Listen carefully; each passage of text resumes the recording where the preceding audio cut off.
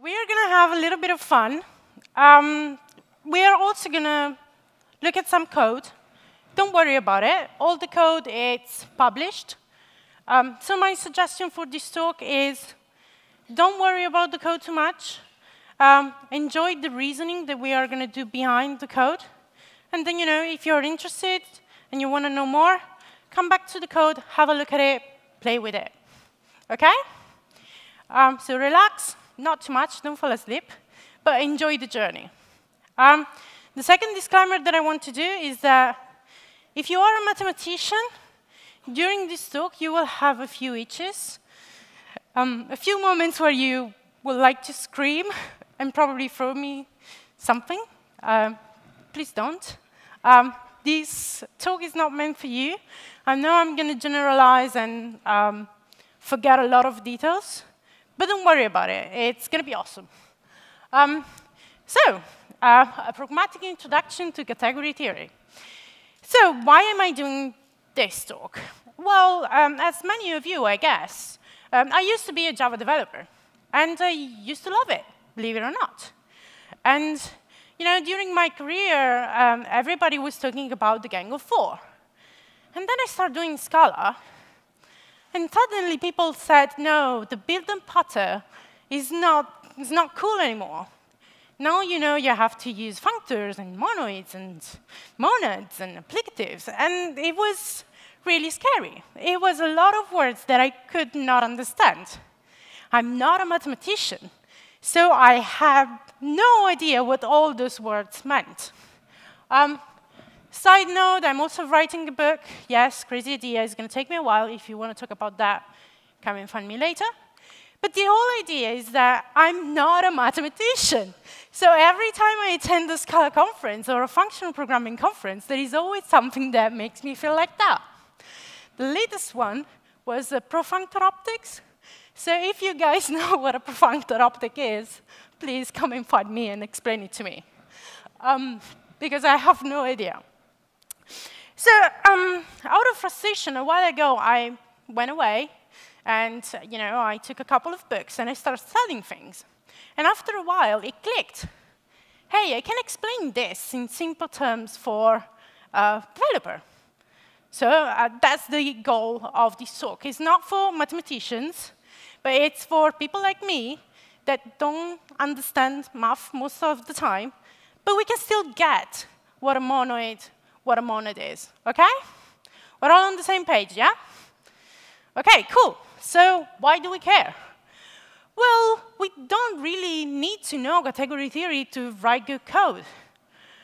We have been doing that for a long time, and nobody really cared until the ASCII people said that it was important. And we don't really need to know category theory to write good functional code. Functional code is relatively simple. Don't use var, don't use vars, don't use vars, don't throw exceptions, and write per functions. The basics of functional programming are actually fairly simple to understand. So why did I went away and I did this journey of studying math again? Well, that's because it gave me happiness. And this happiness, I'm hoping I'm going to transfer it to you.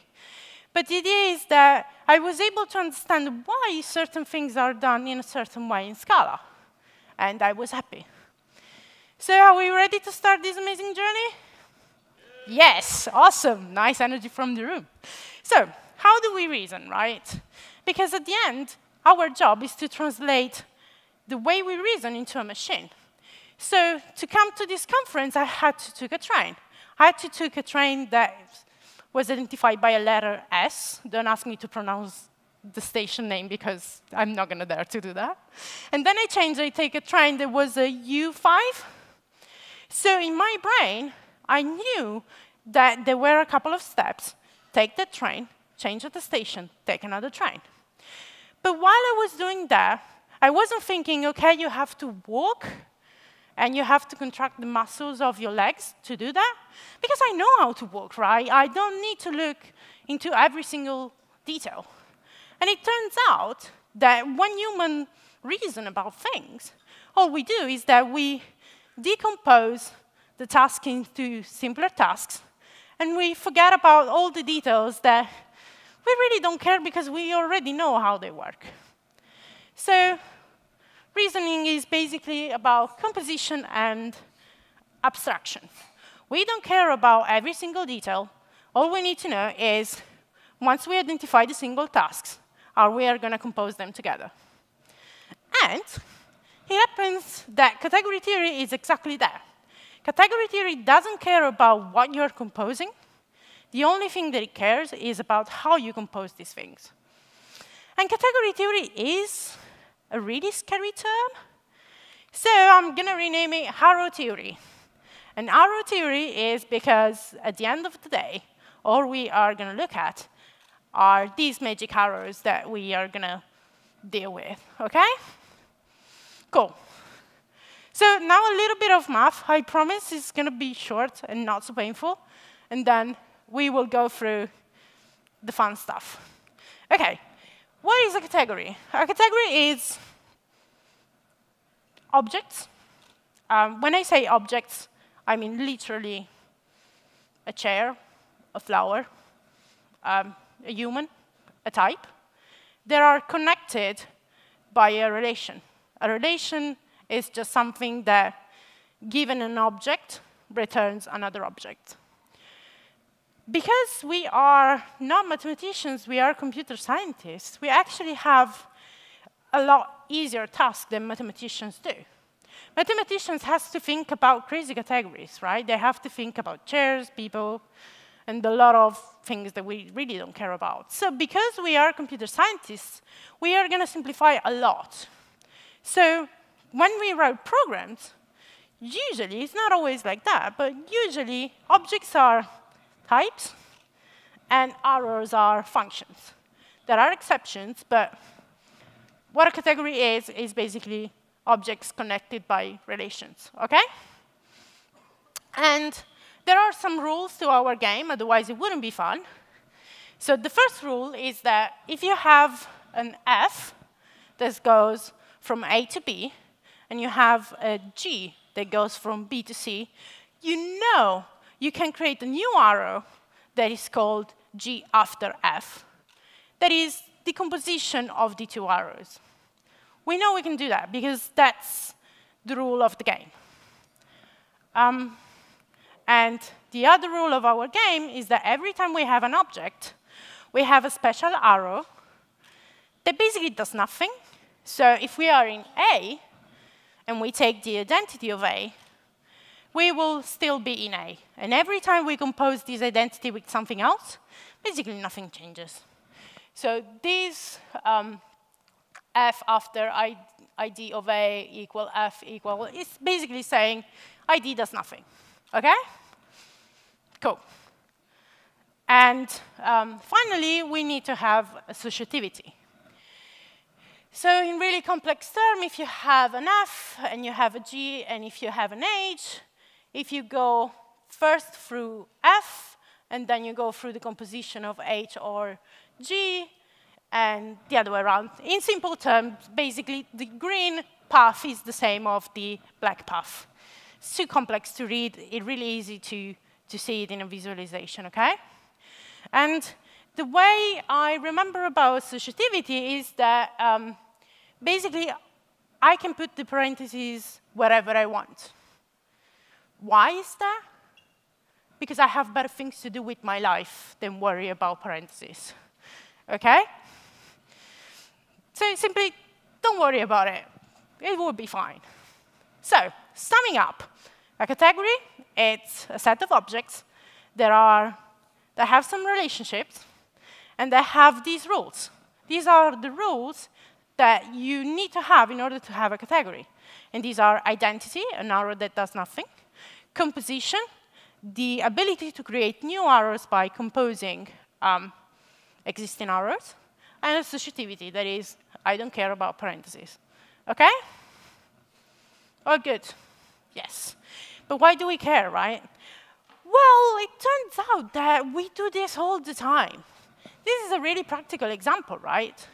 So I know that if I have a function that goes from a string to an int, let's call it size, and I have a function that from int goes to bool, let's call it bigger than 2, I can automatically create a new function, let's call it size bigger than 2. They will transform my string into a bool.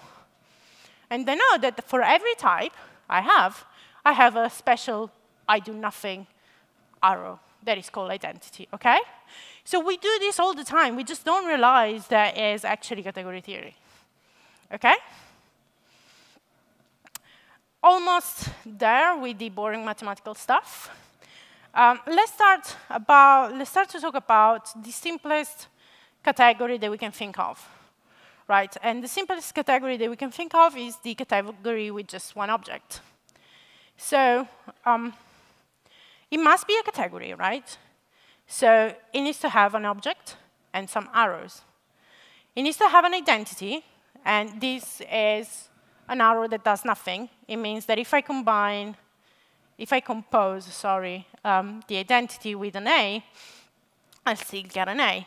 And if I compose an A with the identity, I'll still get an A, OK? And also, I can compose any two arrows and create a new arrow, OK? But mathematicians don't say category with one object. They call it monoid, because it's shorter, and they probably like it more. So as a developer, I still have a set of rules, the same that we have seen so far, right? Identity, composition, associativities. Those are our three amigos that we are going to see over and over again. For me, I don't care about understanding what those formulas are. For me, it's just a test that I have to write. So you guys are not going to be able to read this, but I did it. Using Scala check, you can write property tests that will make sure that the properties work. So I didn't have to understand what those formulas are. I just had to translate them into tests, and the tests pass. So it's awesome. OK? But again, why do we care as developers? Well, this is a classic example of what a monoid is. So we said before that monoid is characterized by two things, an operation and an identity for that operation. So let's take, for example, an object that represents ints. Notice that that object doesn't really matter. I could have called it cat or dog. Doesn't change what we are discussing. And we have an arrow that is called 0, and we have another arrow that is called 1. What happens if I compose 0 with 1, where compose means apply the operation plus? I get the arrow 1. What if I compose the arrow 1 with itself? So I do 1 plus 1, I get a new arrow that is 2. What if I want 3? I compose the arrow 1 with the arrow 2, and so on and so forth. So there you go. We have a visual representation of how we can generate all the natural numbers. So this is pretty cool. And again, the two things that characterize a monoid is identity and composition. So what do a functional programmer use every time he has to solve a problem? Type class. So what we just said is that in order to be a monoid, you need to have a definition of what compose means. So given two types, I need to have a function that produces one element of that type. And I need to have something that is called identity that does basically nothing. OK? So this, for example, is a monoid instance for int. So if I say that compose is the operation sum, then the identity is 0, because I can sum any numbers to 0 and get the same number I had before. Can you guys think of any other example using integers? Multiplication, congratulations. Yes, multiplication is the other example. Well done, you. Where instead of having a plus here, we just have a multiplier symbol. And the identity is not 0 anymore, it's 1. OK?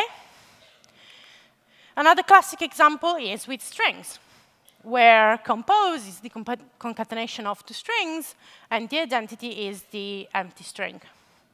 OK? Now, ready for the fun part? Yes, you guys are. Awesome. So, we have seen what a category with one object is, but obviously, what happens if there is more than one? What can we do with it? So let's assume we have this beautiful category that has a flower and a triangle, and has an identity for flower, an identity for triangle, and then we have some kind of way of transforming a flower into a triangle. So what happens if, we decide to play with it, and we say, OK, we're going to put everything into a box. And when I say we are going to put everything in a box, I mean that we're going to take our flower, and we are going to use a transformation to put it into a box. We're going to take our triangle and do the same, and then copy the arrows over. OK?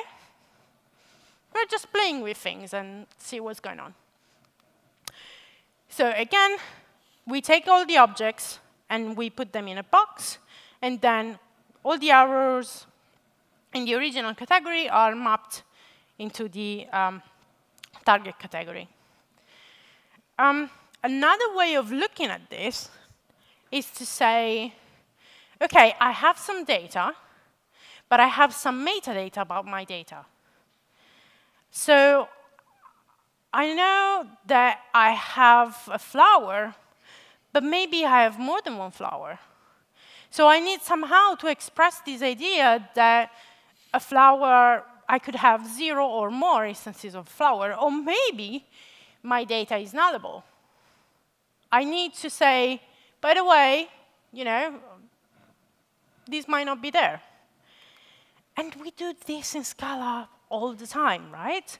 So we have option that is just a wrapper that tells you, dude, be careful, it might not be there. Future, it's something that is going to take some time to compute. So you can see there's a box that has a little flag that when it's completed, the flag is going to go up and say, hey, I'm done. And it's either going to contain something good or something really bad.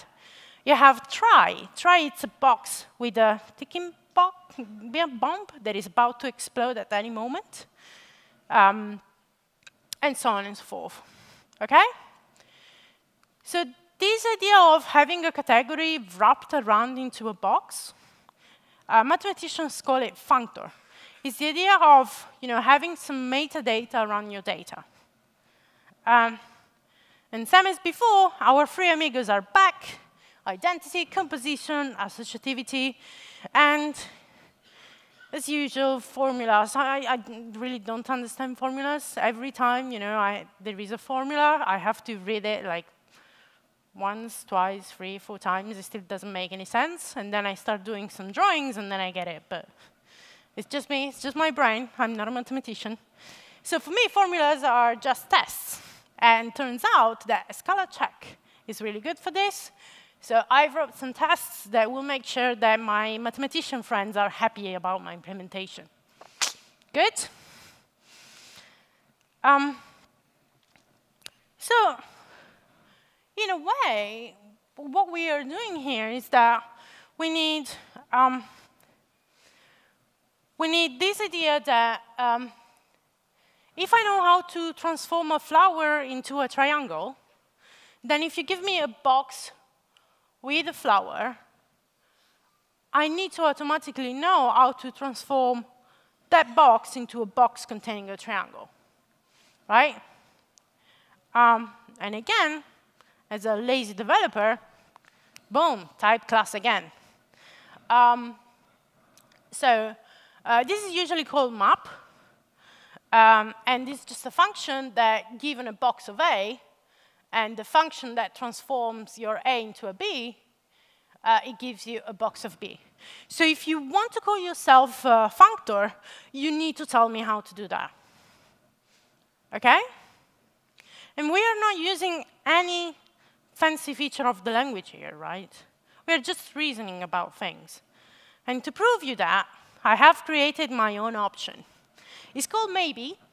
And instead of being sum of a value, it's called just of a value. And instead of having none, it has empty. This is just to demonstrate to you that all I'm using is algebraic data types. I'm not using any fancy feature of the language. I'm just reasoning, OK, if you are this type, these are all your possible options. OK? So how can we implement a functor for maybe? Well, we said before that we are putting things in a box and see how we can transform. So I have a box that might contain an A, and I have a function to transform an A into a B. So if you give me a box that actually contains something, well, then it's fine. I'll just look inside and take the value and apply the function. And if the box is empty, sorry, bro. Nothing I can do. I cannot apply the function. So this is the implementation of functor for our type maybe. OK? You know, with the reasoning of these boxes, we can do a lot of things. So this is another thing that we can do. So suppose we have this situation where we have two boxes. One contains a value A, and another one contains a function, right? These boxes can contain whatever we want. We kind of have the intuition that it would be possible to, given these two boxes, produce a box B. But all we can do at this moment is transform the content of a box without actually combining different boxes together. So we need to add something more, because map is not enough anymore. And this idea of having different boxes that are completely independent and needs to be put together, mathematicians call it applicative. They have a few more rules about it, but the key, three amigos, identity, composition, associativity is still there. So again, you can write a test, and the test will make sure that your implementation makes your mathematician friend happy. And what we are trying to do here is that we have two boxes that are completely independent, and we want to look inside, combine them together, and put them in a new box. OK? How do we do that? Again, really boring, type class. So we need to look inside the box, right? So it means there needs to be a functor. We need a map. But we need two new operations. We need pure, that is the idea of I have a value, let me put it in a box. And we have this new function, then we call it AP. That is the idea that if I have two boxes that are independent, I need to combine them together. If you want to call yourself applicative, you need to tell me how to do that. So people get confused, usually at this point, because they cannot think of an example for applicative. Let me give you one. Let's suppose you have two completely independent processes that are futures that are fetching some data from two separate databases. Because they are independent, they want to run in parallel, because you want to optimize things. So after these futures have been run in parallel, you want to put them together in one result. OK? So this is the idea of applicative. You have independent effects that wants to be put together. And yeah, that's pretty much it. But life is not that simple. So usually functions don't really have only one parameter. So it might happen that instead of having just 2 boxes, you have 3, because maybe the function that combines everything together, it needs 2 parameters. It could be 3, it could be 4, it could be 5. So in Scala, we do this in this way. That is, we define AP2, AP3, AP4, AP5, AP6, up to 22. So it's not ideal, but apparently that's the way it is. We are now ready to implement applicative for our type maybe. So again, maybe is just a special option where you have just of value or you have empty. And what we said before is that we have 2 boxes, and we want to combine them together. So if both my boxes contain a value, then it's great. I can just, take the values that I found inside, combine them together, and then put them in a container. If one of these 2 boxes is empty, sorry, bro, there's nothing I can do. I cannot apply the function. If both they're empty, it's the same. So this is basically a really simple implementation of an applicative for maybe. OK? Everybody with me so far? Yes? Awesome. And now the funny bit. OK, so what happens if we have this box, and we map, and while we map something, we produce another box. So what happens is that we have a box in a box. So far, what we have learned is that we have a functor. So if we have a functor, we can look inside and transform the content. It's not quite what we want to do now. And if it's an applicative, I can combine 2 independent boxes into one. But these are not independent. They are one inside the other. So now we have a new challenge. That is, I want something special that, given a box of a box, gives me a box. OK? And believe it or not, this is the idea of a monad. So it's just a functor that is able to squeeze boxes together. And if you are a mathematician, I'm sorry. No burritos, just squashing boxes together. And again, we have lots of rules, but the idea is that we are still in the category context. So we have the 3 amigos: identity, composition, associativity. And again, it's possible to write tests that will make sure that our mathematician friend is happy about our implementation. OK? So how do we do this? Again, it's type class. So we said before that we need to have a map, because we need to look inside the box, right? So we need to extend the functor.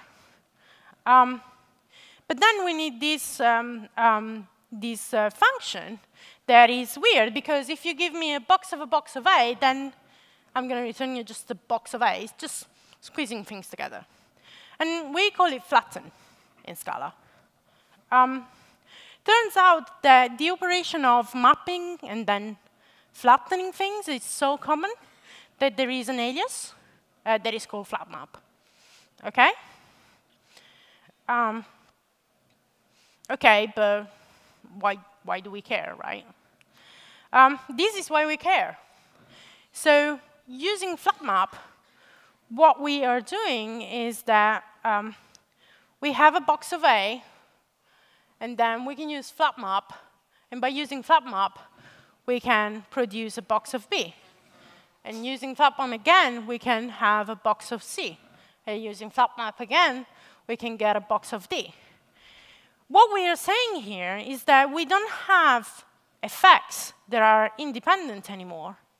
They are all dependent to each other. So we know that in order to go from A to D, all we have to do is that we have to go start from A, then go to B, then go to C, then go to D. So our effects are not independent. They are strictly correlated, and there is a clear chain of actions. And hopefully by now, you have recognized this pattern. Turns out that the full comprehension that we all love is exactly that. It's just syntactic sugar for exactly flat mapping and mapping. So we do this all the time. They don't tell us that you can do that because it's a monad. It's a monadic for loop. But we do that, right? It's one of the first things that we learn in Scala. But turns out that if you are willing to adapt your implementation a little bit, instead of having a monad as a functor, you could have a monad with superpowers. And superpowers in this case is a monad that is also an applicative. What I mean with that is that instead of implementing map and flatten, if you just implement pure and flat map, your monad will be an applicative. What it means is that your implementation not only will be able to handle effects that are dependent from each other, but it will also be able to handle effects that are independent from each other. This is just an implementation detail, but it's extremely powerful in practice. So if we try to implement the idea of an instance of monad for maybe, well, we have, as we said, we have two functions to implement. Flat map and pure.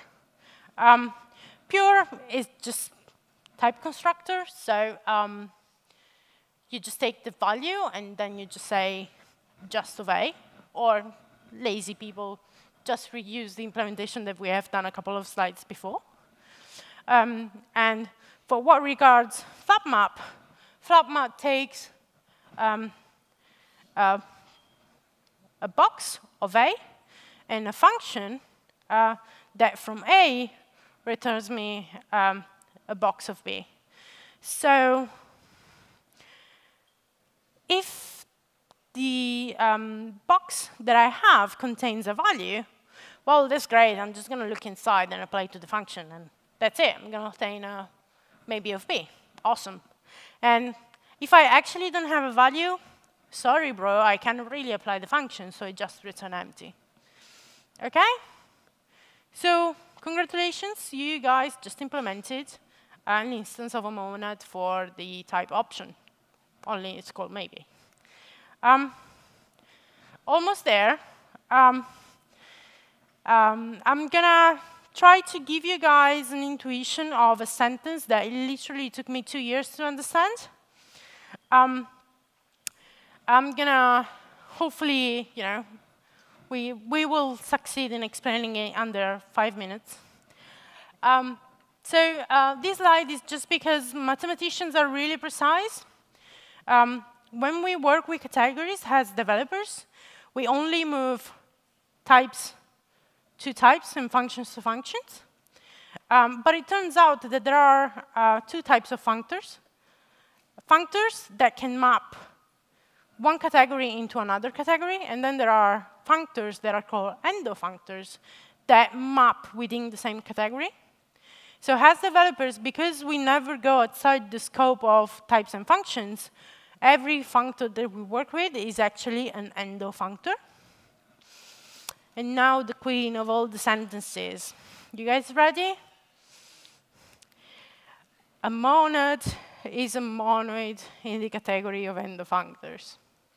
So who has ever heard that one? OK, everybody.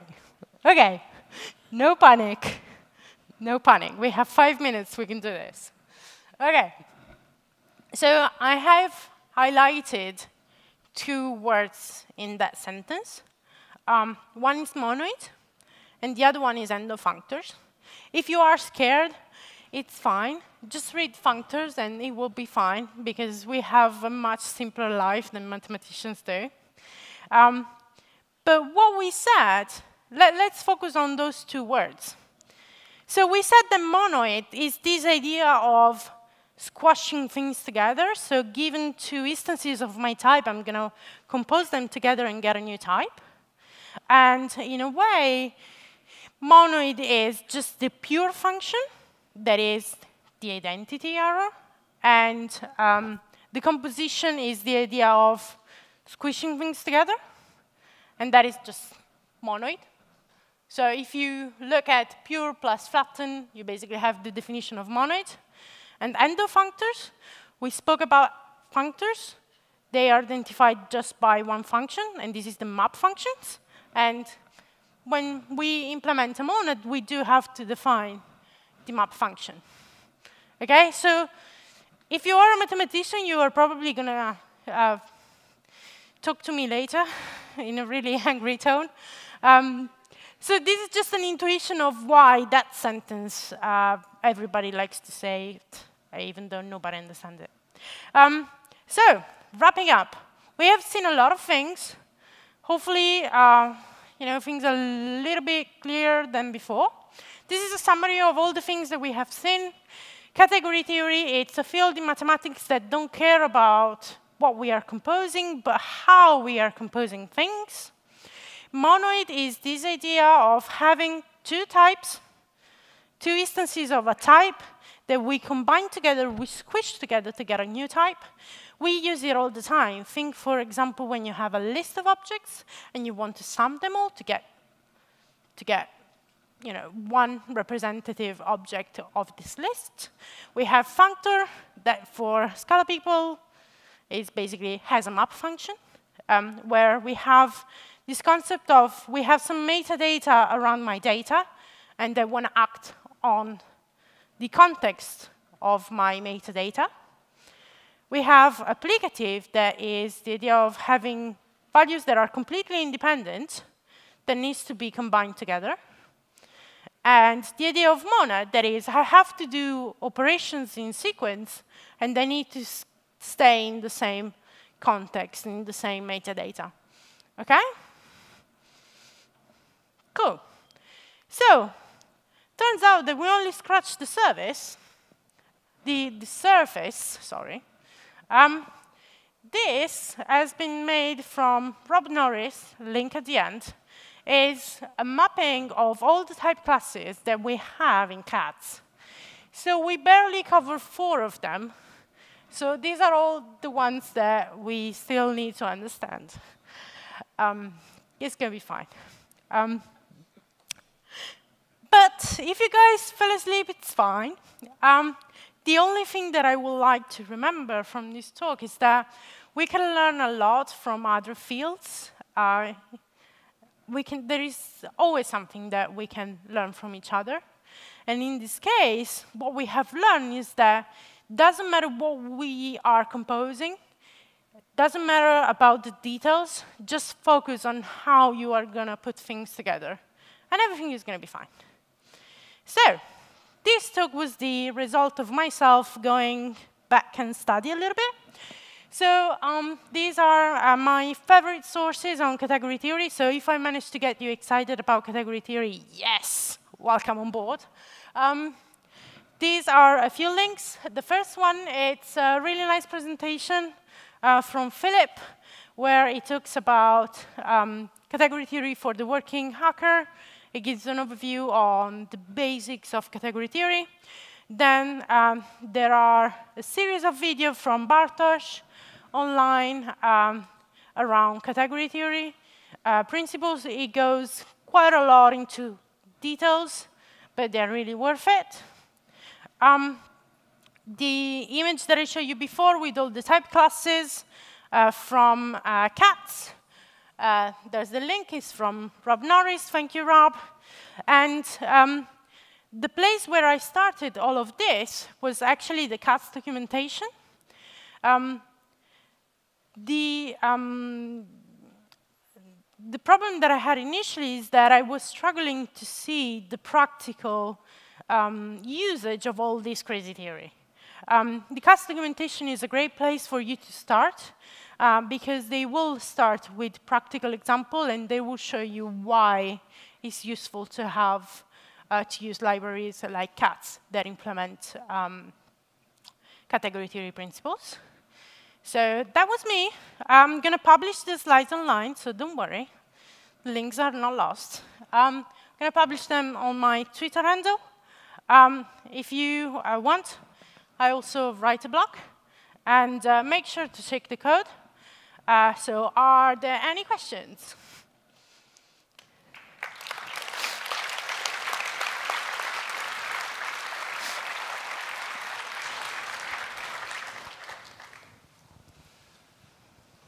I don't bite.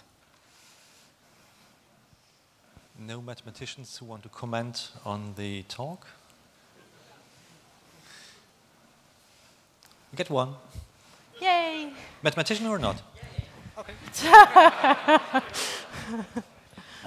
I think there's one aspect of categorical theory in mathematics that's very hard to grasp and that we fortunately don't have to deal with. And that is category theory. You deal with something that is more infinite than you can put into any set.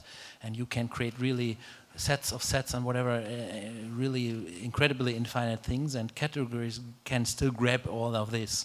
And here we deal with things that are inherently finite because we don't have infinite computers. And that makes it a lot easier. Yes, I absolutely agree. I mean, mathematicians have to think about what if my set is infinite, and I have to compute all the numbers that I can think of. But when it works on computers, we don't have that problem, right? Stack Overflow forever. So at some point, we will finish the numbers. So yes, you are absolutely right. Things are a lot easier for us, and that's why life is awesome.